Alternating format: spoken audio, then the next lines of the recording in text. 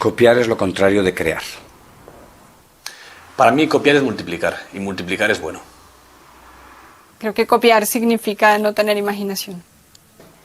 Para mí copiar significa la génesis de la creación.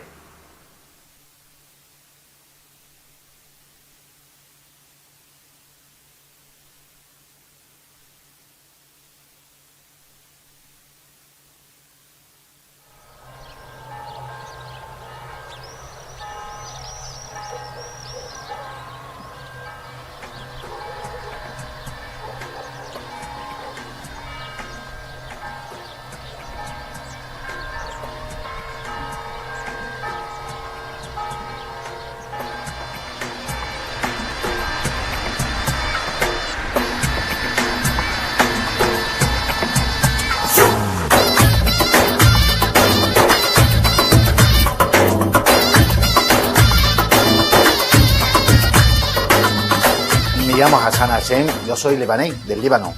Bueno, llevo aquí desde el 93 en Extremadura, me casé, tengo 2 hijos, monté mi negocio y empecé a trabajar, como toda la gente. Y de repente, pues recibo una carta de la Asociación General de Autores, derechos de... La SGAE ha comprobado que en su establecimiento se viene haciendo uso de obras musicales o audiovisuales para la explotación o amenazación del mismo. Yo aquí, ¿qué quieres que te diga? No he visto a nadie y aquí lo que tengo es lo que hay y usted lo va a ver y es lo que hay.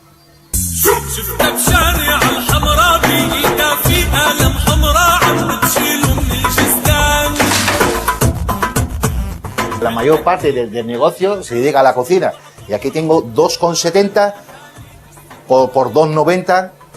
Es el espacio para el público, es comida para llevar, no tenemos instalaciones ni de cable, ni música de fuera, ni altavoces, ni lo único que tengo es un radio casero, un mini CD de estos chiquititos, casero, y es el que tengo en la cocina, y el único tipo de música que se escucha aquí, música árabe, música libanesa.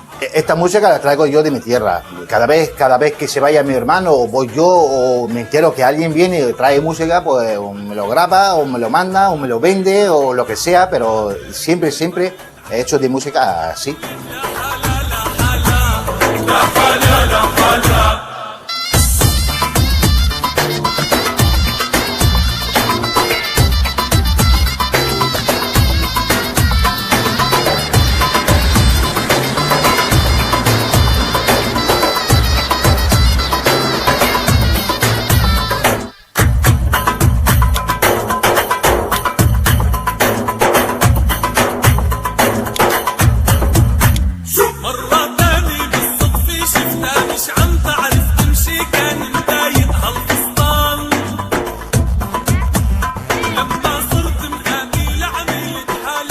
Viendo la situación en este pueblo extremeño, está claro que la propiedad intelectual y los derechos de autor están presentes en nuestra vida diaria. Nuestro proyecto consta de este documental y de un blog en internet donde vamos a ir narrando el desarrollo de la producción y donde vamos a colgar las entrevistas íntegras. También hemos decidido no solo hablar de estos temas, sino experimentarlos, con lo que vamos a intentar licenciar el documental con una licencia distinta del copyright. Una licencia que nos permita colgar el documental en internet para que todo el que quiera pueda visionarlo, descargarlo y copiarlo libremente. En el documental también vamos a narrar el proceso de conseguir esa licencia. Vamos a ver si al final podemos hacerlo.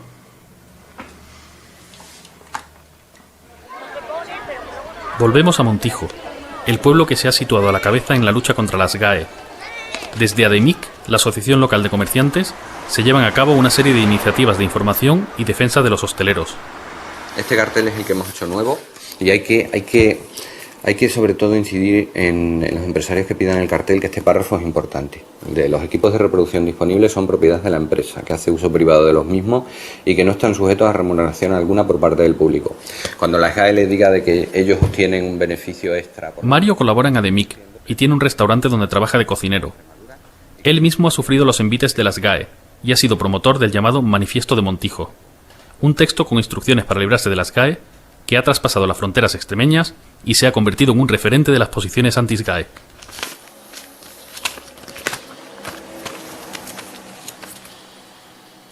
haciendo uso del repertorio de SGAE, ¿vale? La calzada.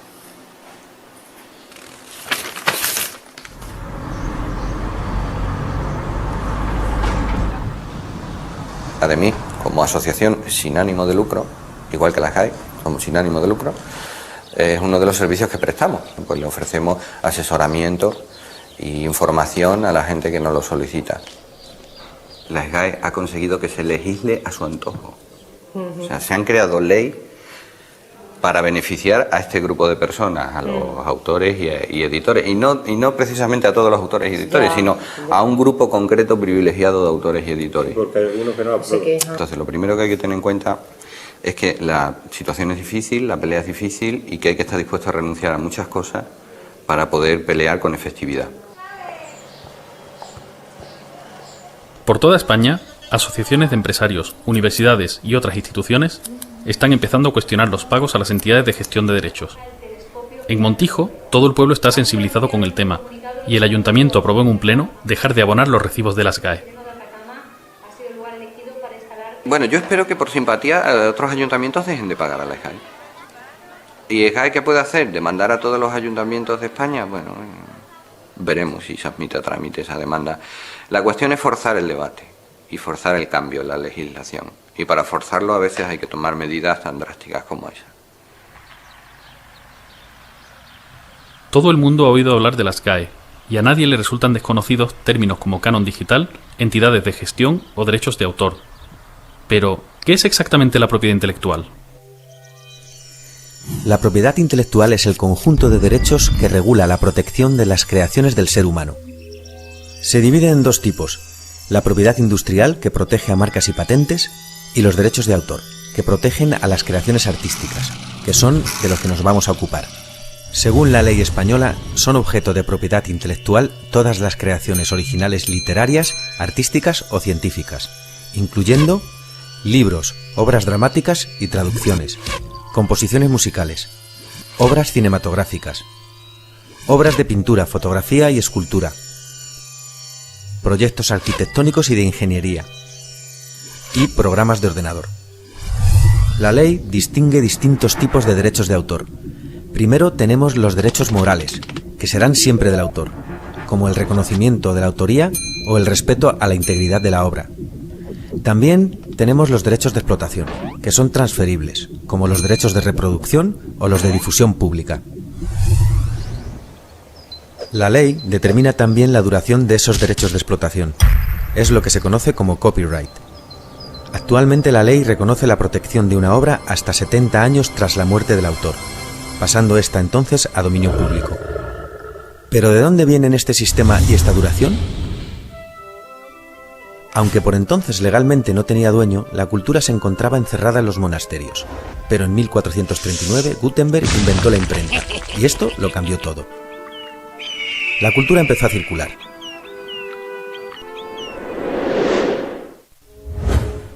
En 1710 llega la primera ley de propiedad intelectual, el Estatuto de Anne, que reconoce los derechos del autor sobre la explotación de su obra, pero también defiende los intereses públicos, obligando al paso a dominio público de la obra tras el periodo de protección. Tenía entonces una duración de 14 años, más otros posibles 14. Desde entonces, el desarrollo tecnológico ha ido posibilitando formas de copiar y difundir la cultura cada vez más rápidas y efectivas, y las duraciones del copyright han ido ampliándose sin cesar. 1710, 28 años. 1831, 42 años. 1909, 56 años. 1976, la vida del autor, más 50 años. Y llegamos a 1998. En este año vimos la última gran extensión del copyright, pasando este a una duración de la vida del autor más 70 años. Esta última extensión se produjo casualmente justo cuando un conocido ratón estadounidense iba a pasar a dominio público, y con él los cientos o miles de millones de dólares generados por su imagen.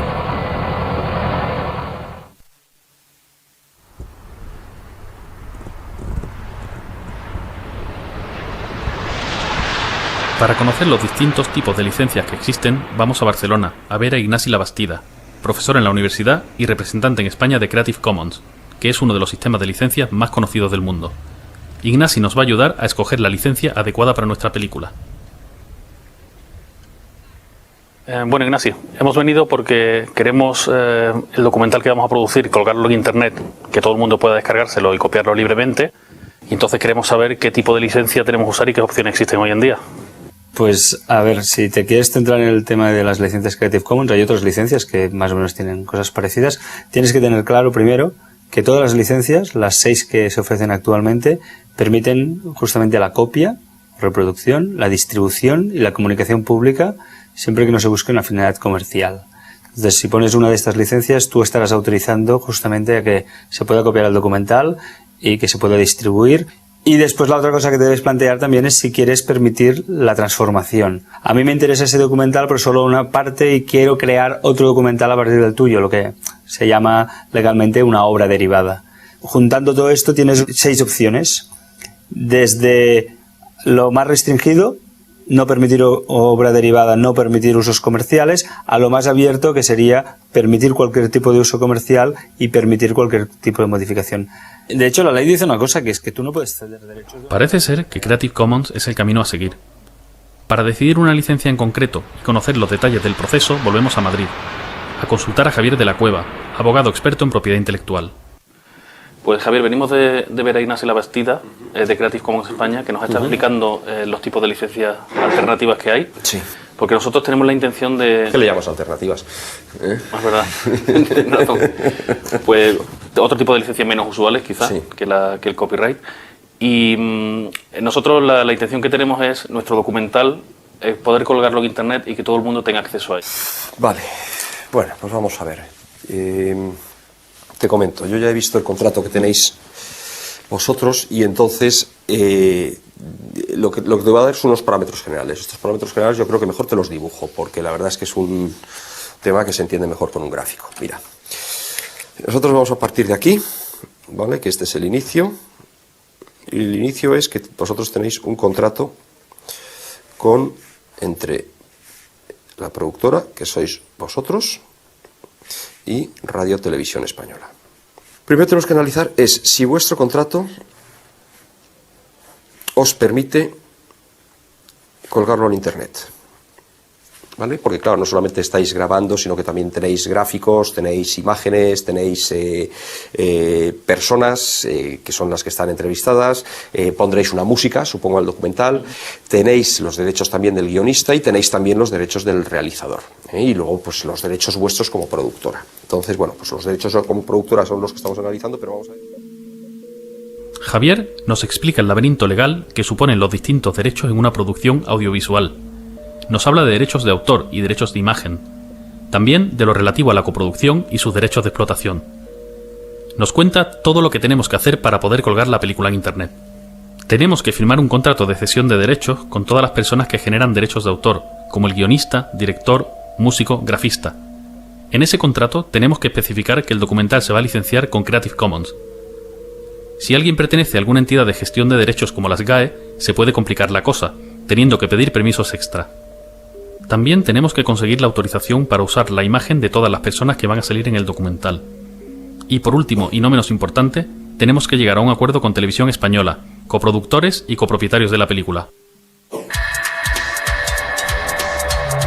Este dibujo representa el camino que tenemos que seguir para poder editar el documental con una licencia copyleft y así poder colgarlo en internet, para que todo el mundo lo pueda visionar, descargar y copiar libremente. Si conseguimos llegar al sí de la derecha, podremos hacerlo, pero si acabamos en el no de abajo, no podremos colgarlo en la web, y ya veremos entonces cómo lo solucionamos. La llegada de Internet y la copia digital ha supuesto un gran aumento del fenómeno del intercambio de archivos, también denominado por algunos sectores con el nombre de piratería. En los últimos años, las ventas de CDs y DVDs han descendido considerablemente. Nuevas formas de consumo se van abriendo paso. La industria de la música y el cine está sufriendo ya grandes cambios, y la industria editorial, ante el crecimiento del libro electrónico, tiene la revolución ante sí.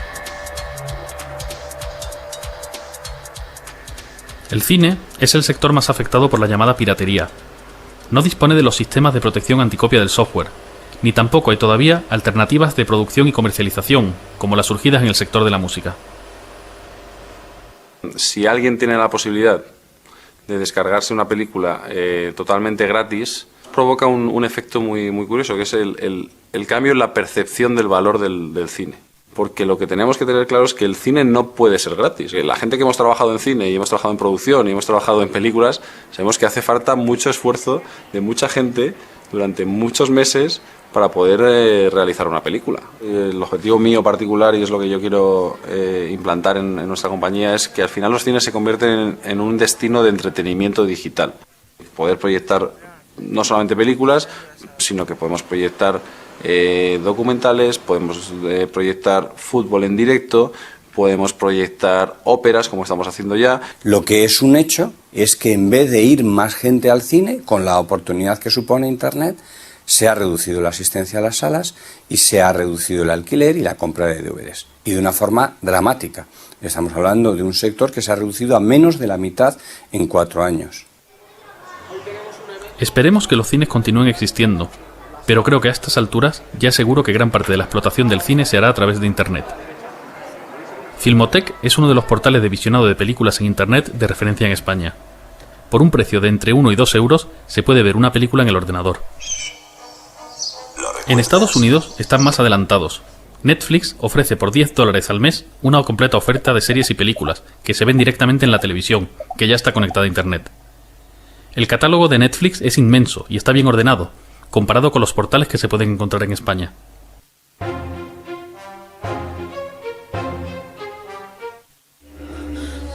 I drifted through space for 7 months. Lost. La producción cinematográfica se ha vuelto muy difícil. El modelo basado en exhibición en salas y venta de DVDs parece acabado, y los servicios de venta o alquiler de contenidos por Internet están empezando. Hacen falta nuevos modelos de negocio. ¿Stan?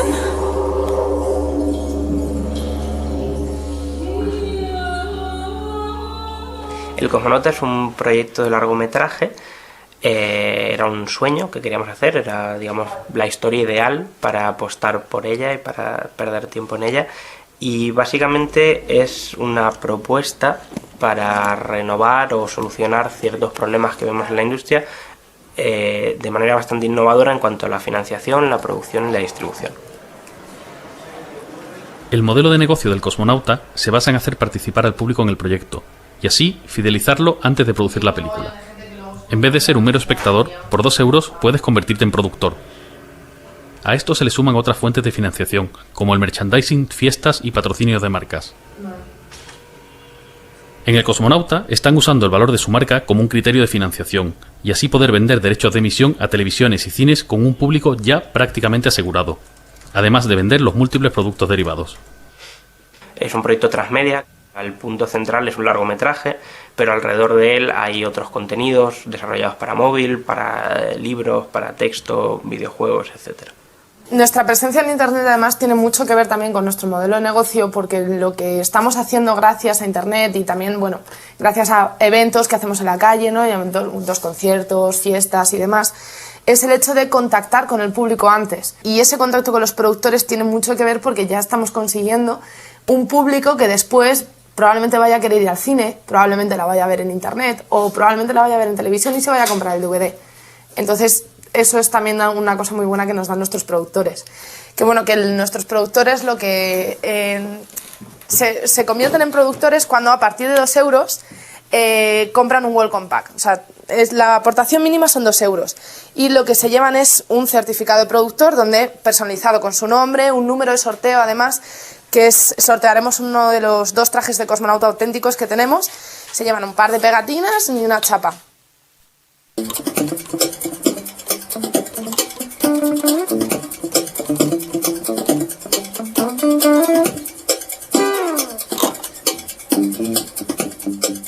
Alfonso va a ser el músico de nuestro documental. Ha trabajado con nosotros los últimos 10 años y nos ha compuesto la música de 8 o 9 películas. Él está de acuerdo en colgar el documental en Internet y gustosamente nos da permiso para usar su música, que estará también disponible en la red de una forma gratuita para todo el que quiera. A mí es que me parece lo más natural del mundo. ¿Sabes? Yo no, igual que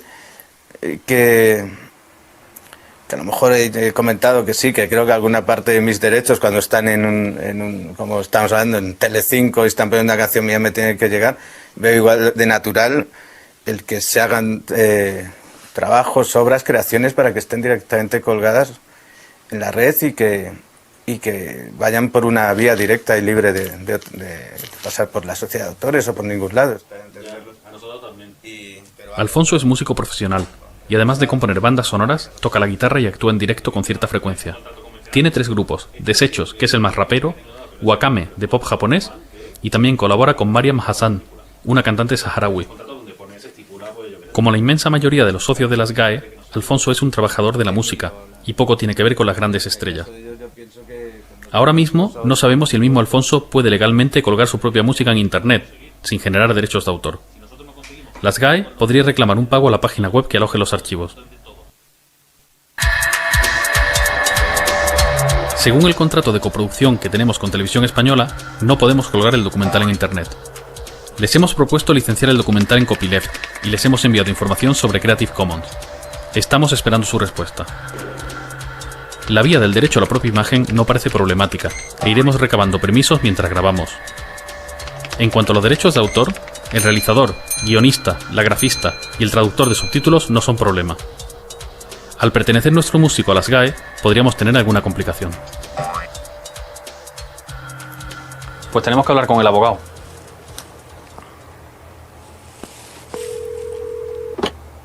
¿Sí? Hola Javier, soy Estefan de Copiad Malditos. Hombre, ¿cómo andas, Estefan? Bien, mira, deja que te cuente. Tenemos un problema con nuestro músico, que es socio de las GAE, y entonces no sabemos si podemos la música del documental colgarla directamente en internet con Creative Commons o tenemos que hacer algún tipo de trámite con ellos. Pues vamos a ver, si él es músico y él es socio de las GAE, tenemos una cuestión y es la siguiente. Él, por contrato, lo que habrá es cedido a las GAE precisamente una serie de derechos que son pues los de poner una obra a disposición, la comunicación pública, pues por ejemplo el tema de los bares o el tema de las radios o el tema de la televisión, ¿no? Sí. Ahora bien, las GAE en los estatutos se establece que hay un sistema que son las autorizaciones singulares. Quizás te acuerdes que en el gráfico también lo habíamos hablado. Entonces él puede solicitar del Consejo de Dirección que se le permita, para ese caso concreto, llevar a cabo una utilización de esa obra. Y entonces que esa obra no se la gestionará las GAE. Así que lo que tendría que hacer es hablar con las GAE para ver cómo puede obtener ese permiso de ellos. Vale, pues hablamos con ellos y te dejamos saber algo. Vale, pues ya me dirás, ¿eh? Vale. Venga, estupendo, hasta luego. Hasta luego, chao. Pues hay que llamar a las GAE.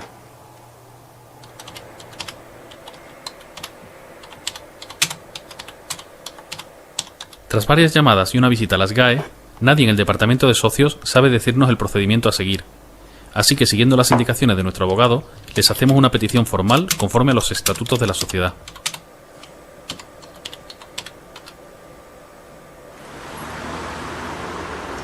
Pues parece que ya nos hemos topado con las GAE. Pero ¿cómo funcionan las GAE? ¿Cómo son las entidades de gestión de derechos?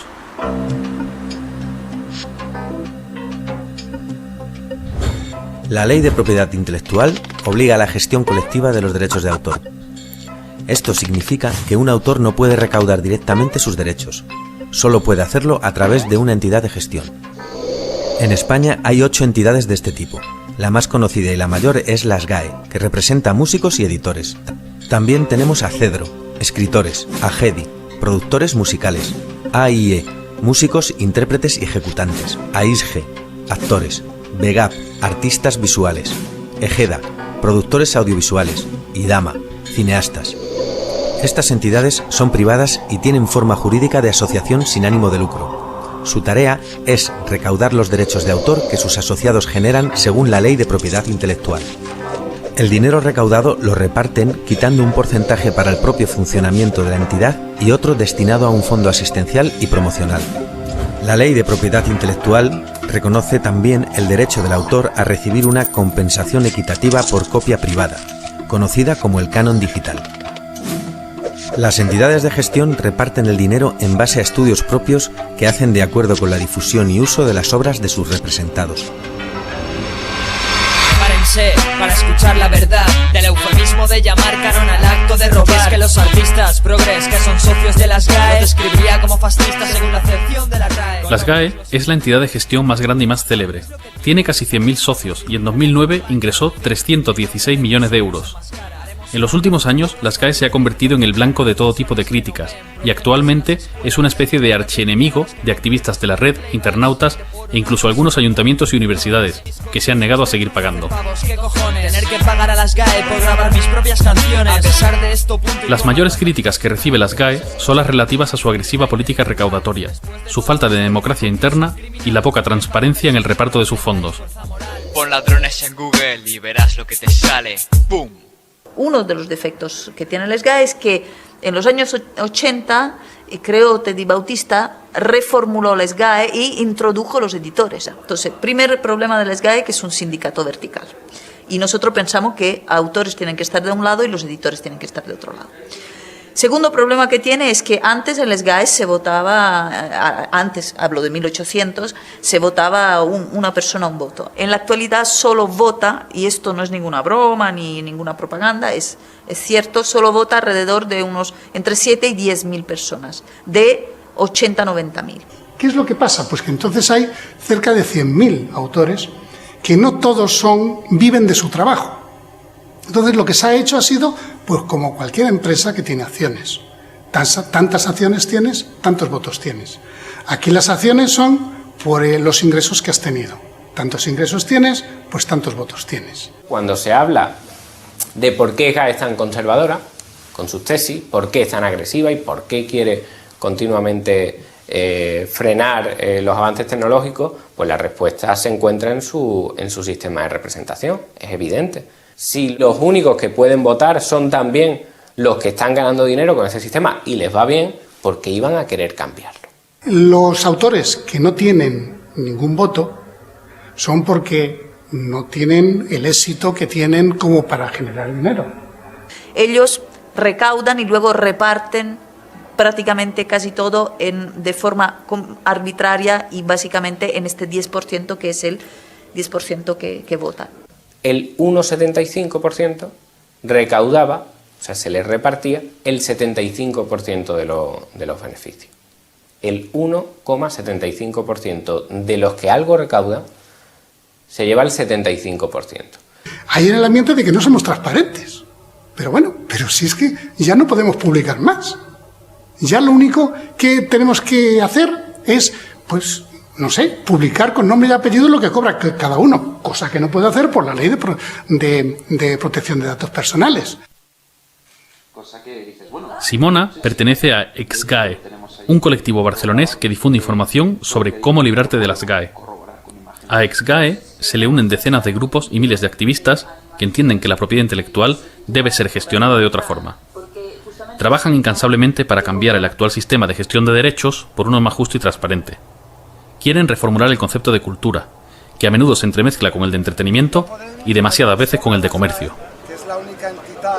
Hay una ley en este país, y no solo en este país, que dice que los únicos que pueden recaudar los derechos de autor en las televisiones, y en otros casos también, son las entidades de gestión.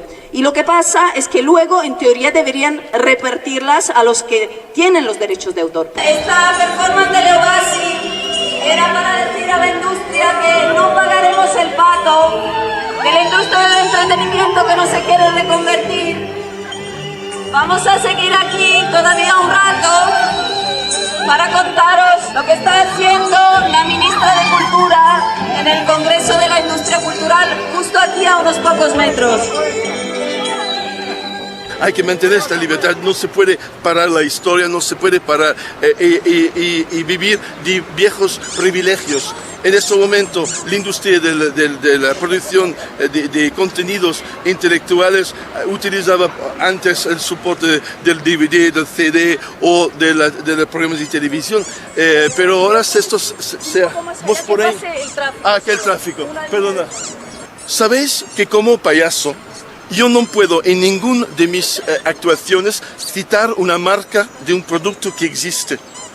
Por ejemplo, yo no podía hacer un chiste o una broma utilizando la marca McDonald's o utilizando una marca Apple, los ordenadores. No puedo porque hay un riesgo de un pleito por utilización de marcas de propiedad privada, marcas industriales. Llegamos al paradoje que yo he podido hacer un espectáculo con el Papa de Roma, el Ratzinger, y vestirme de Ratzinger y contar chistes contra Ratzinger, que es la libertad de poder hacerlo, pero yo no puedo contar un chiste o hacer algo utilizando el nombre, digo McDonald's, y puede ser cualquier otra marca.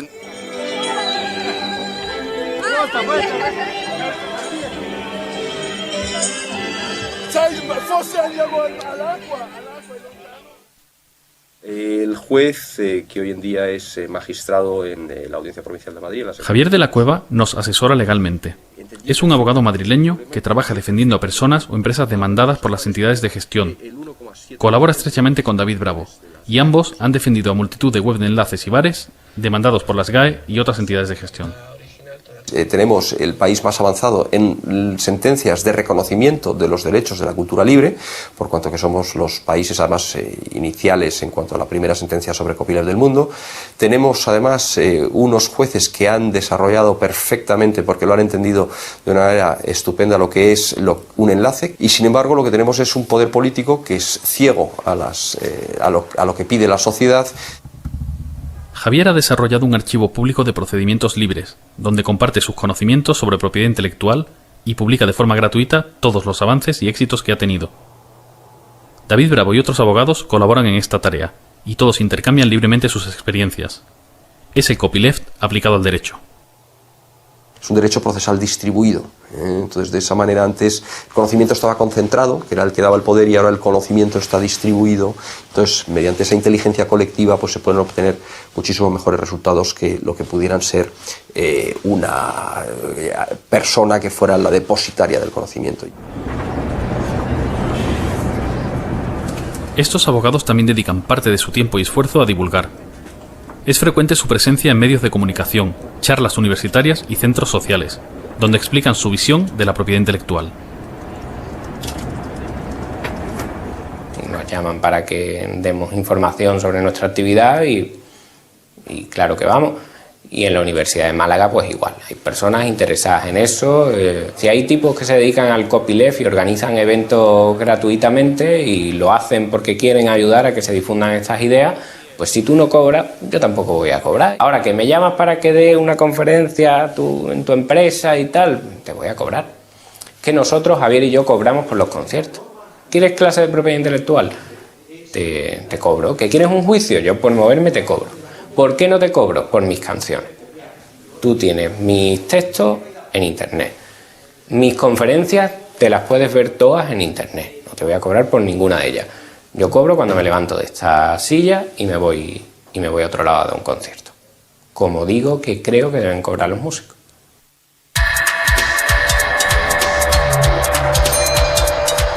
Hemos conseguido los permisos de cesión de imagen de los participantes.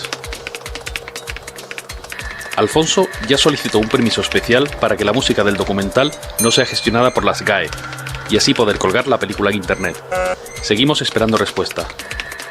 Con Televisión Española hemos revisado el contrato y vamos a editar el documental con una licencia de Creative Commons. Yo he vendido discos, se vendían discos, es decir, unas cantidades aceptables, incluso he llegado a vender cinta de cassette, que salió el primer disco que tuve. Los discos se colocan en las tiendas, los colocan, que los tiene la distribuidora, que es otra parte del engranaje, ¿no? También. Y quitando en algún caso, se suelen devolver casi todos en nuestro caso. Pero sí, quizás por curiosidad, más que pues se baja música, se escucha. ¿Que cómo lo veo? Esa es la pregunta del millón. Yo veo que es algo imparable. Creo que es una cosa que imparable en el sentido que vivimos, en el mundo que vivimos y con la tecnología que vivimos. No creo que a millones y millones de chavales de 12 a 16 años y más les puedas en cualquier lado del mundo convencer de que una cosa que tienen al alcance de la mano con un botón esté prohibida.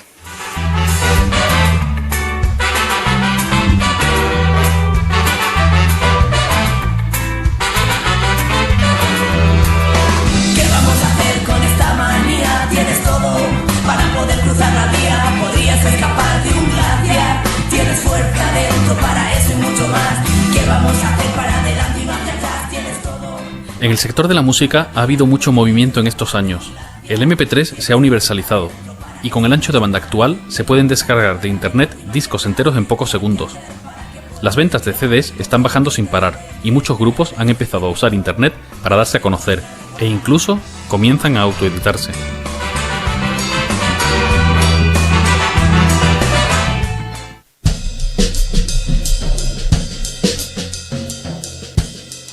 Mi oficina, mi net label, ¿no? Mi sello, y no hace falta mucho más. El ordenador, la conexión a internet, y ahora lo he ordenado un poquito. La verdad es que normalmente esto está mucho peor, sobre todo por las cajas de los discos, que aquí tengo unas cuantas, las que necesito más a mano si tengo que enviar algún disco. Aquí hay unas cuantas, pero como en todos los sellos pequeños, casi todo el mundo tiene cajas debajo de la cama, en casa de sus padres, en un armario maletero, porque claro, los discos la verdad es que los sacas, pero bueno, se venden poco. Y no se necesita mucho más, salvo echarle muchas horas, la verdad. Por un lado tengo la web del sello, donde voy alimentando cosas sobre los grupos, sus biografías, las noticias, demás. Y por otro lado, que me lleva bastante tiempo más, es una tienda online. Y luego también me dedico bastante a subir los discos, por ejemplo, a las TFM o a Archive o ahí donde veo que el disco va a llegar a más gente, bueno, pues lo subo. Yo creo que las net labels están para otra cosa. Están para que la música llegue al mayor número de personas posibles y de la manera más barata posible. Y si esa manera es gratis, mejor. Pero no lo puedes ver como un negocio, no tendría sentido, porque para hacer negocio ya están ellos. Y si los grupos quieren hacer negocio, ya se van a buscar un contrato discográfico de una multinacional en que les dé dinero. Las discográficas grandes, las discográficas tradicionales, siguen usando esquemas del pasado. Y funcionan, pues eso, de una manera que Internet ha cambiado las reglas del juego. Entonces, se están quedando atrás, porque Internet te facilita a que una única empresa pueda hacerlo todo, y así es una net label. Una discográfica tradicional necesita de un distribuidor, necesita de una tienda y necesita de canales que conecten todos esos puntos de la cadena de la industria discográfica. Una net label lo hace todo, ella sola. No necesitas a nadie, solamente necesitas el creador de la música. O sea, intento moverme de una manera que sea también coherente con mis principios. Y así se lo explico a los grupos. Cuando hay un grupo que me gusta mucho, yo les digo que yo les quiero apoyar, les quiero sacar, pero estas son las cosas en las que creo. Creo en el copyleft, creo en la autogestión y hacerlo todo con los mínimos recursos. Si les parece bien, pues genial, yo feliz. Creo en un mundo con unas compañías que ya no son discográficas. Creo que el cambio es no solo, digamos, de definición, sino de concepto. Es decir, una compañía que basa su función en el disco ya no tiene sentido. La edición literaria se encuentra a las puertas de la revolución. Hay editores que llevan ya años publicando sus textos en Internet, donde se pueden descargar de forma gratuita. Paradójicamente, esto no perjudica su modelo de negocio. Traficante de Sueños es una librería asociativa, es una editorial, un proyecto editorial, es una alternativa de distribución, es un taller de diseño y es un espacio social. Editamos lo que consideramos que es interesante, lo colocamos a través de la distribución en los lugares que a nosotros nos interesa y llega al público que está más receptivo. O sea, desde que se puso en marcha las herramientas de licencias Creative Commons, ¿no? Que en un primer momento, sin duda, son unas herramientas muy prácticas, para nosotros iba implícito que al utilizar estas licencias los textos estuvieran disponibles en la red. Para mucha gente lo que resulta incomprensible es eso, que tú estés en el mismo día, digamos, que sale de imprenta los ejemplares de un nuevo libro y a la gente lo pueda descargar, ¿no? en Internet. Para nosotros, por una parte, es implícito a todo lo que es la filosofía de la cultura libre y, por otra parte, lo que permite precisamente es que alcancen una mayor difusión los textos y los contenidos. O sea que nosotros somos una editorial, una experiencia pequeña, editamos pocos ejemplares, sin duda alguna, pero la incidencia que están teniendo los textos y el trabajo de algunos de los autores pues les lleva a que les puedan traducir la obra, les puedan invitar a congresos, a encuentros y demás, y es gracias a precisamente la divulgación que se ha hecho de su material a través de Internet, ¿no? Y que no se hubiese logrado en el soporte físico. Yo creo que la piratería en libros no llega a la dimensión que tiene la piratería en música. Entonces tampoco creo que haya que sobredimensionar la problemática. Evidentemente la industria del libro en general ha sufrido enormes y profundos cambios con la aparición de Internet. Nosotros queremos ofrecer un catálogo como el que tenemos en papel en oferta digital. Nadie se apresura a demoler su casa, si es que finalmente hay que acabar demoliéndola. Nadie se apresura a restarse oportunidades y sobre todo nadie se apresura a reducir su beneficio a final de año. Por tanto, los grupos editoriales han arrastrado los pies. Han dicho, vamos a ver esto cómo va evolucionando y vamos a ganar tiempo.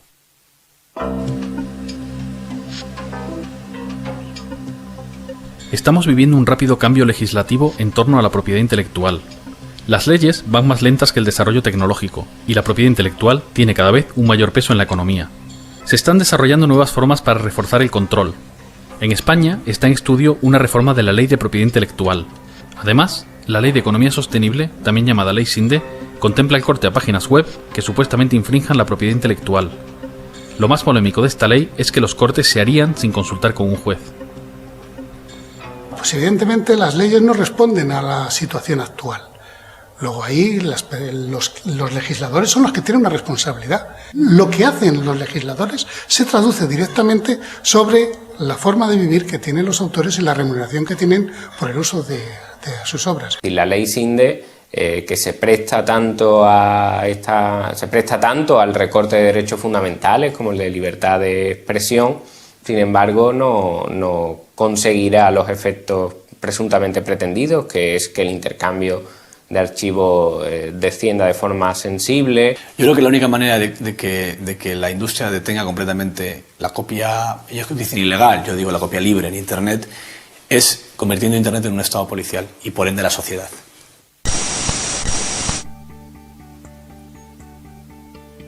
Un lector del blog nos ha mandado un vídeo suyo y nos ha parecido interesante enseñarlo. Seguidores, soy el Capitán Copia. Sinde, ¿me reconoces? Soy tu peor pesadilla. Tengo miles de millones de discos duros como este grabando y grabando sin parar, ¿comprende? Yo soy mejor que el Spotify, chavales. Tengo miles de millones de canciones. Un momento. Aunque todas las televisiones lo hagan regularmente, ¿podemos nosotros legalmente usar este vídeo? Creo que nos toca otra vez ir al abogado. Para que tú puedas utilizar eso te tienen que constar bien claritos que la persona que te envía ese vídeo tiene los derechos para cedértelos a ti para que tú a su vez puedas meterlo dentro del documental. Y si no lo tienes, yo te aconsejo que no lo hagas. Y después hemos pensado viendo en televisión... Javier nos habla del derecho de cita, recogido en el artículo 32 de la Ley de Propiedad Intelectual, que permite el uso de ciertos materiales sin obtener el permiso previo del autor para labores de educación e investigación. Haciendo caso omiso de la ley, las televisiones usan sin reparo todo lo que encuentran en Internet para puro entretenimiento, no precisamente para educar e investigar. Hemos encontrado un vídeo en Internet que nos tiene todos locos. Han juntado una canción de Encarnita Polo que no conozco ni yo, la que se llama Paco, Paco, Paco, de mi Paco, Paco, Paco. Con un videoclip de Beyoncé lo han juntado. Y es una idea maquiavélica, pero encaja. ¡Qué curioso! Mira, mira. Ya vienen por el llano los migueletes. Los migueletes ya vienen por el llano, ven acá primo y siéntate aquí. Esa recolección y transformación de cualquier contenido que se encuentre en Internet se ha convertido en un fenómeno habitual en nuestros días. Una nueva generación de jóvenes, ya nativos digitales, están acostumbrados a disponer de todo lo que encuentren por Internet, para verlo, usarlo, jugar con ello, transformarlo, remezclarlo y casi siempre para devolverlo otra vez a Internet. Es el caso de Pep, un joven catalán de 14 años. Generalmente me gusta la creación y la edición porque todo lo que creo y edito, por ejemplo vídeos y juegos, pues todo eso me hago una cuenta en un sitio donde lo puedo colgar y yo lo cuelgo allí. I have a proposition I'd like to discuss with you. I've chartered an airplane to fly us over Isla Sorna, and we'd like you to be our guide. We'd love to make a contribution to your research here. Cogí una idea, la de Jurassic Park. Primero me fijé en el tráiler original y vi cómo estaba compuesto. Utilicé el I Can Animate y lo que cogí yo, el sonido, es el de la película, lo puse encima y lo que hice es coordinar las imágenes con el sonido.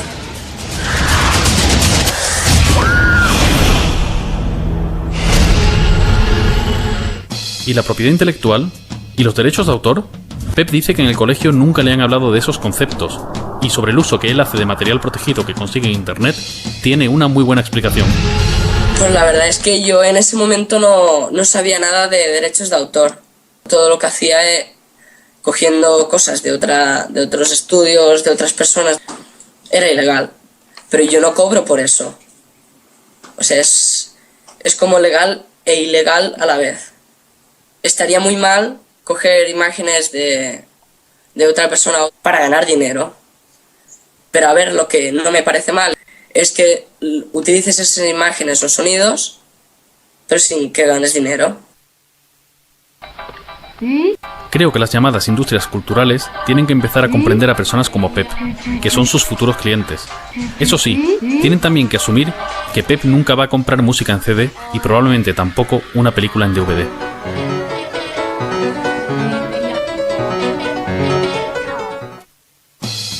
Para jóvenes como Pep, las entidades de gestión llevan tiempo diseñando campañas educativas para dar a conocer la propiedad intelectual, como ellos la entienden.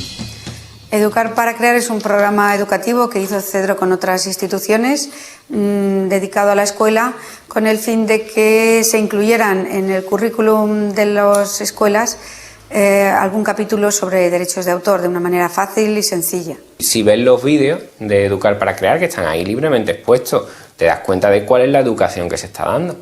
Hay un vídeo donde el profesor pregunta, bueno, ¿y qué pensáis de la copia privada? ¿Qué pensáis de la copia privada? Y dice un niño, que supongo que la respuesta era correcta porque para eso aparece en el vídeo, dice, no, me parece muy mal, todo original. ¿Parece bien que los usuarios puedan hacer copias privadas? No, para nada. O sea, lo que tendría que ser es todo original. Resulta que la copia privada es un derecho que está en la ley y a estos niños, salvo que a ese se le pusiera de cara a la pared después de dar esa respuesta, se les está enseñando que ejercer ese derecho es malo. Es que esto ya lo que nos está dando es la moral de este tipo de gente. Es que no tienen ningún tipo de mirada hacia el otro. Es que les es igual, manipulan niños, manipulan personas, da igual, todo por y para su pasta. Y no hay otra cosa en la vida que su pasta. Y es todo por la pasta. Entonces, vamos a ver, ¿pero qué sociedad podemos construir con estos señores que mandan? Yo soy el capitán clonado, dueño de todo, porque todo es mío.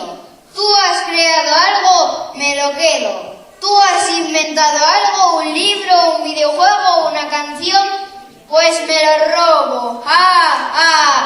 Lo que hace se llama piratería. Esto es un acto delictivo. Vamos a ver, si desde hace 5.000 años a los niños les estamos obligando a copiar la caligrafía, ¿cómo ahora les vamos a decir que es que copiar es malo?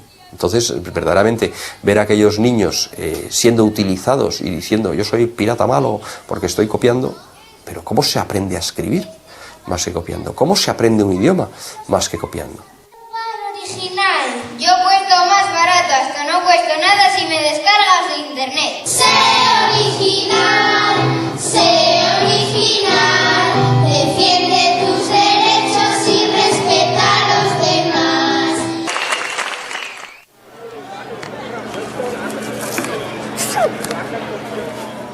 Hasta ahora, el significado de cultura siempre me ha parecido que de cierta forma iba ligado al de comercio.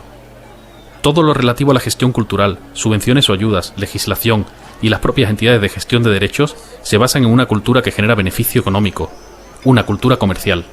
Y muchas veces las llamadas industrias culturales son de facto industrias del entretenimiento.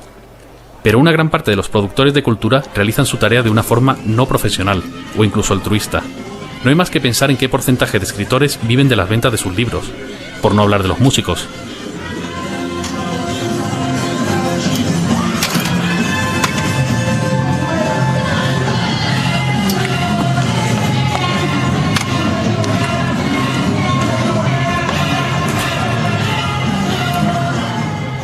Lo que se hace en las habitaciones de las casas, lo que se hace en la calle, lo que se hace fuera de las empresas, no sé, lo que hace alguien con una cámara doméstica en muchas ocasiones y lo sube a YouTube, eso muchas veces.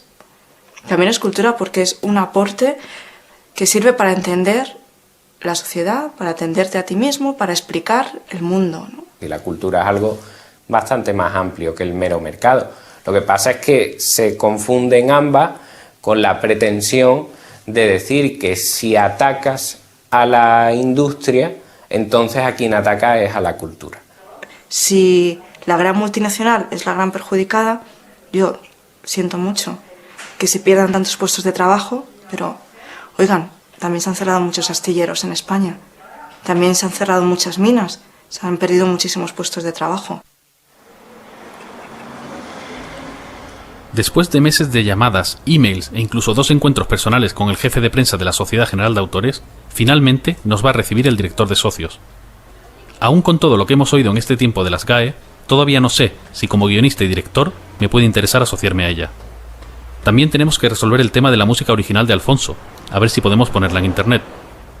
Hombre, yo creo que te merece la pena pertenecer a la sociedad de autores por la cantidad de servicios que como sociedad de autores somos capaces de prestarte. Los más conocidos son los de índole pecuniaria, que sea la forma que tengas de cobrar tus derechos. Caso concreto de esta obra y de esta... Al no tener todavía una respuesta al escrito que presentamos, pregunto directamente si Alfonso podrá gestionar los derechos de la música del documental al margen de las CAE, sin que nos manden en unos meses una liquidación por los derechos de autor de las posibles descargas y visionados que haya. No sé bien la figura que es en el caso de... Te lo dice las GAE, que no lo haría, porque lo único que te podrían enviar esa factura por las descargas seríamos nosotros, en primer lugar, pero también te diría que es que hay mucha leyenda negra en esto. Pues ahora parece muy fácil, pero nos hemos pasado 4 meses llamando, escribiendo y preguntando en el departamento de socios, donde nadie supo decirnos nada. Si tú mismo estableces que no quieres una limitación o que no quieres percibir los derechos de autor en la web, simplemente porque lo tengas en tu propia página, como productor o como autor, o lo tengas distribuido en distintas páginas donde es consultado, visto, reconocido, la difusión es perfectamente libre, perfectamente libre. Al final, todo ha salido bien. Televisión Española está dispuesta a que colguemos el documental en internet y podemos usar la música de Alfonso sin miedo a tener que pagar a las GAE. Ahora nos falta decidir en Elegant Mob si como pequeña empresa podemos permitirnos editar el documental con una licencia copyleft o nos conviene quedarnos con un copyright.